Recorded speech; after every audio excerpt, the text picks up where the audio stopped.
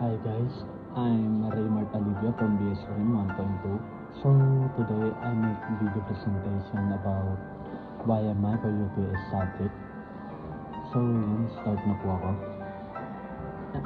First about ideal self. So yun, ang nilagay ko dito ay sa person who wants to learn things and become successful one day. Bakit? Mausisa akong tao, palaging handang matuto sa pagkahilig, sa kaalaman, naniniwala ako na ang tagumpay ay isang paglalakbay, hindi isang destinasyon at pagsisikap upang makamit ang aking mga layunin. Sa bawat kasanayan na natututunan ko at aming lalampasan, lumalaki ang tiwala ko sa sarili ko. Natatayo ako ng pundasyon para sa isang maliwanag na kinabukasan.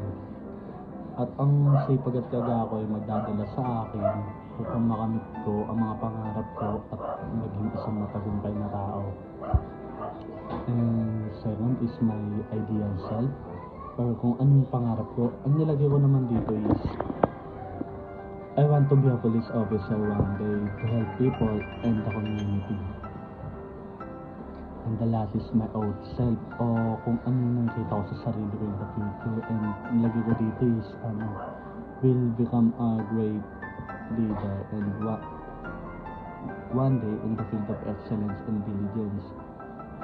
Bakit? Kasi ako yung taong may likas na liderato at sipag na nagdadala sa akin sa tagumpay. Ang aking pagmamahal sa kahusayan at pagiging masigasig ay nagbibigay inspirasyon sa iba na magtrabaho ng mabuti. Sa patuloy na paglinang ng aking mga kakayahan, ako ay magiging isang mahusay na pinuno na may malinaw na direksyon at may kakayahang mag-udyok sa iba. Ang aking integridad, malasakit sa iba at pagiging matalino ay nagbibigay sa akin ng respeto at paghanga ng marami, at ako ay mag-iwan ng malaking marka sa mundo. And the next is the reason why you want it for your life.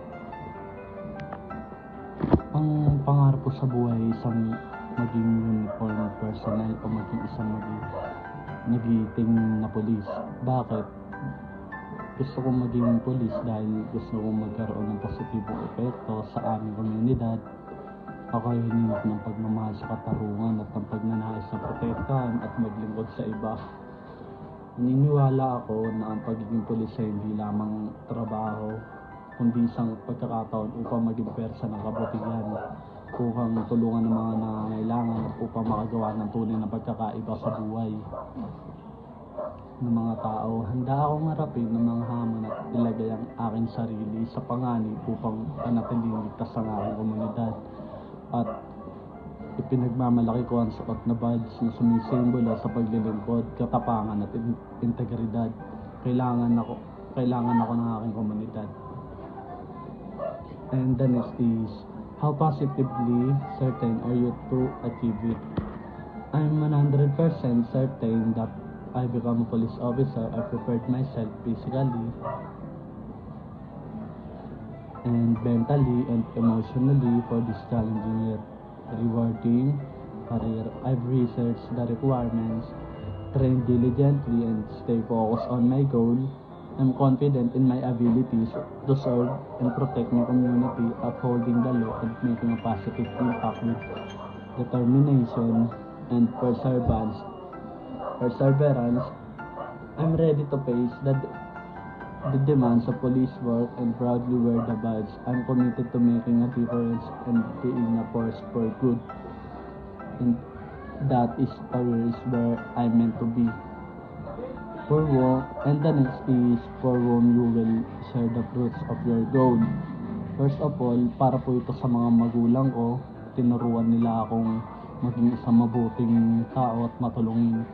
And the second is para sa komunidad at mga taong naaapi. And the next is by what date will you complete it? Para sa akin is 2023. Magiging isang pulis na ako at pag-uusahin ko na maigi ito kung sakali makamit ko po. And the next is yung tatlong obstacle na makakasalamuha o makakalaban ko sa journey ko is yung number one dyan, yung financial problem, ganun. And yung pangalawa is yung hindi agad nakakapag-respond sa mga activity sa school kasi may mga importanteng ginagawa, ganun.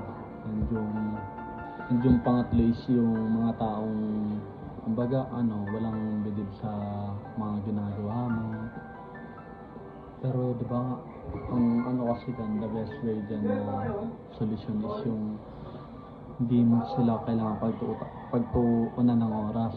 Dapat mag-focus ka lang dun sa ginagawa mo, yung mga goal mo, tuparin mo, and yung mga gusto mong gawin sa buhay, gawin mo. Wala ka dapat pakinggan ng ibang tao, di ba? Yun lang po. And the next is 3 bad habit. Number one dyan is yung palaging puyat. Palagi po akong puyat na papalipas ng gutom, panay inom ng alak.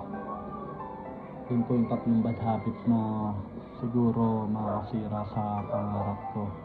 And naman, kahit papano naman po iniiwasan ko na siya. And